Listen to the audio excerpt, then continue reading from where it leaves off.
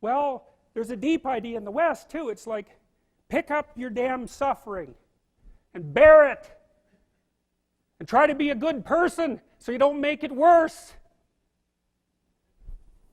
Well, that's a truth.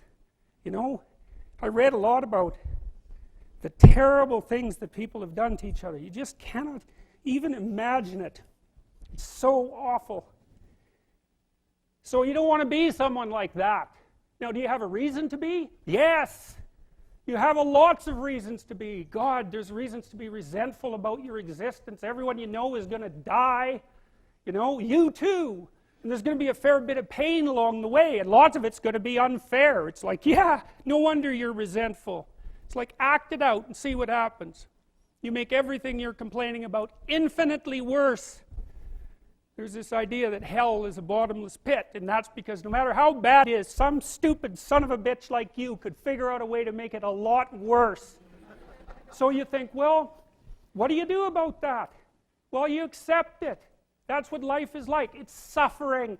That's what the religious people have always said. Life is suffering. Yes. Well, who wants to admit that? Well, just think about it. Well, so what do you do in the face of that suffering? Try to reduce it. Start with yourself. What good are you? Get yourself together for Christ's sake so that when your father dies, you're not whining away in a corner and you can help plan the funeral and you can stand up solidly so that people can rely on you. That's better. Don't be a damn victim. Of course you're a victim. Jesus, obviously. Put yourself together. And then maybe if you put yourself together, you know how to do that. You know what's wrong with you, if you'll admit it. You know there's a few things you could like polish up a little bit, that you might even be able to manage in your insufficient present condition. And so you might shine yourself up a little bit, and then your eyes will be a little more open, then you can shine yourself up a little bit more, and then maybe you could bring your family together instead of having them be the hateful, spiteful, neurotic, infighting batch that you're like doomed to spend Christmas with. So then you fix yourself up a little bit, kind of humbly, because, you know, God, you're a fixer-upper if there ever was one. And then you got to figure out, well, can you figure out how to make peace with your idiot brother? And probably not, because he's just as dumb as you, so how the hell are you going to manage that? And so then maybe you get somewhere that way, and your family's sort of functioning, and you find out, well, that kind of relieved a little bit of suffering, although it reduced the opportunities for spiteful revenge, and that's kind of a pain in the neck. And so then you get your family together a little bit, and you're a little clued in then, at least a bit, because you've done something difficult that's actually difficult. You're a little wiser, and so then maybe you could put a tentative finger out beyond the family and try to change some little thing without wrecking it. It's like, our society is complex, and we teach our students that they could just fix it. It's like, go fix a military helicopter and see how far you get with that. It's like, what are you going to do? You're like a chimp with a wrench. Whack! Oh, look, it's better. It's like, no, it's not better. Things are complicated, and to fix things is really hard. And you have to be like a golden tool to fix things, and you're not. So, and that's the other message of the West. It's like, how do you overcome the suffering of life? And I'm not saying it's only the message of the West. How do you overcome the suffering of life? Is be a better person. That's how you do it. Well, that's hard. It takes responsibility. And I think, you know, if you said to someone, you want to have a meaningful life? Everything you do matters.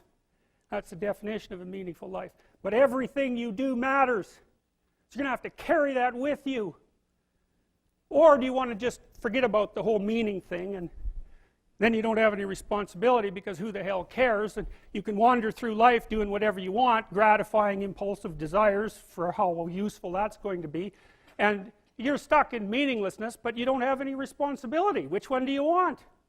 Well, ask yourself, which one are you pursuing?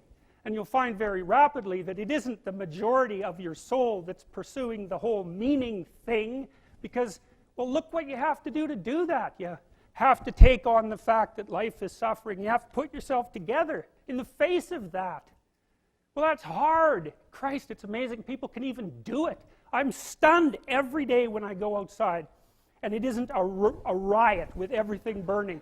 Because really, God, you talk to people, it's like, I knew this guy. He'd been in a motorcycle accident and it really ruined him, and he was like a linesman, you know, working on the power, and he was working with someone who had Parkinson's disease, and they had complementary inadequacies, and so two of them could do the job of one person, and so they're out there fixing power lines in the freezing cold, despite the fact that one was 3/4 wrecked with a motorcycle accident and the other one had Parkinson's. It's like, that's how our civilization works. It's like there's all these ruined people out there. They've got problems like you can't believe. Off they go to work and do things they don't even like, and look, the lights are on. My God, it's unbelievable. It's a miracle. It's a miracle. And we're so ungrateful. College students, the postmodern types, they're so ungrateful. You know, they don't know that they're surrounded by just a bloody miracle. It's a miracle that all this stuff works, that all you crazy chimpanzees that don't know each other can sit in the same room for 2 hours sweltering away without tearing each other apart, because that's what chimps do. So,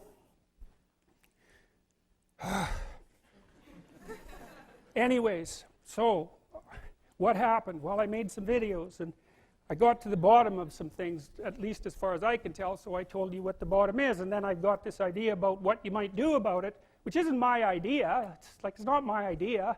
It's an old idea. It's far older than Christianity. It's old. It's the oldest story of mankind. Get yourself together. Transcend your suffering. See if you can be some kind of hero. Make the suffering in the world less. Well, that's the way forward, as far as I can tell, if there is any way forward.